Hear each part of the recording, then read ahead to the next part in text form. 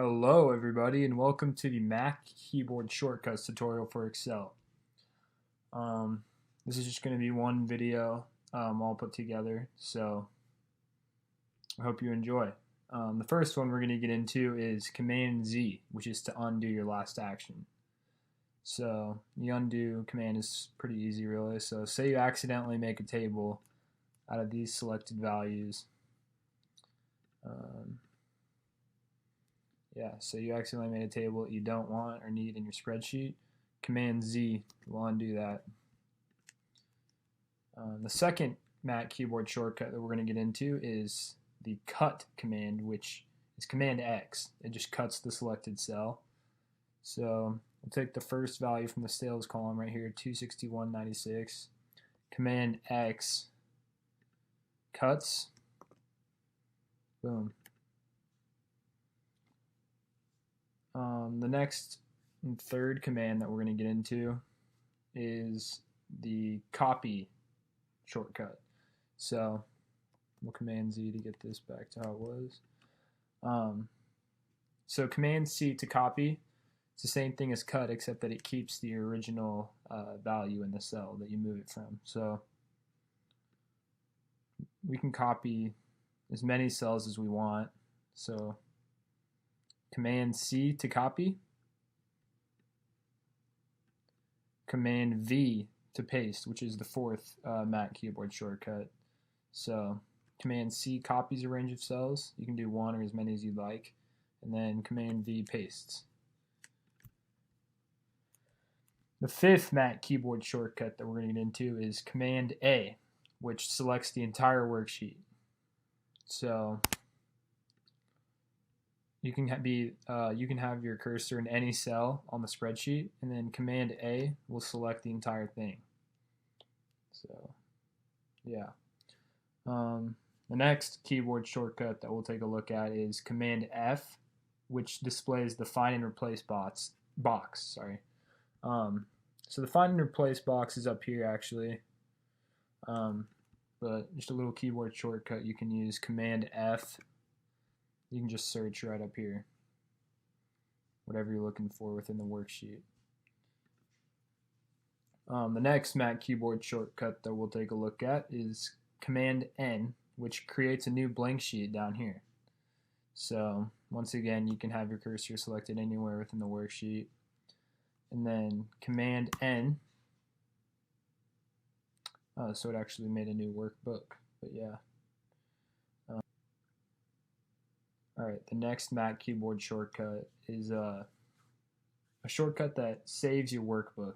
So it's just a quick save tool right here. It's Command S.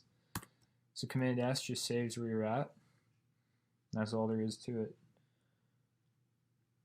The next Mac keyboard shortcut, for this one you have to have a value or cell with something in it to make the text bold. So Command B. So you don't have to highlight or anything. You can just click on where you want it. Command B automatically makes a cell bold. Alright.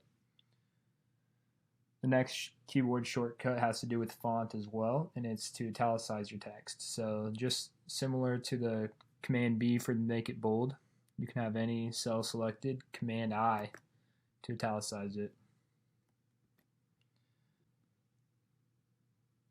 So the next keyboard shortcut that we'll take a look at is Command U, which underlines the text. This is the third and final font-related shortcut. So we'll go over here to Los Angeles, Command U, and it's underlined, but it's kind of hard to read. You can barely see it. It's right there, though.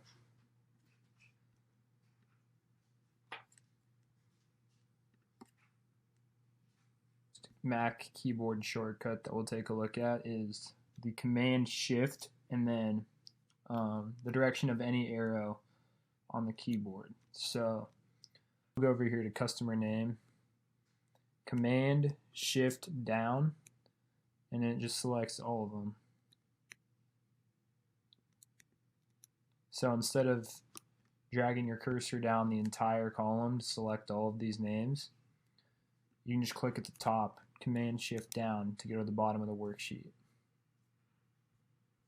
I hope that makes sense. I don't know if I explained it well at first, but yeah, you can do this up, down, left, or right. So I'll show you again. Right here, Command Shift right selects the entire row. So it's just a fast way to go through a whole column or row. The next Mac keyboard shortcut command is Command and then any direction again, but there's no shift this time. So just Command and then up, down, left, or right.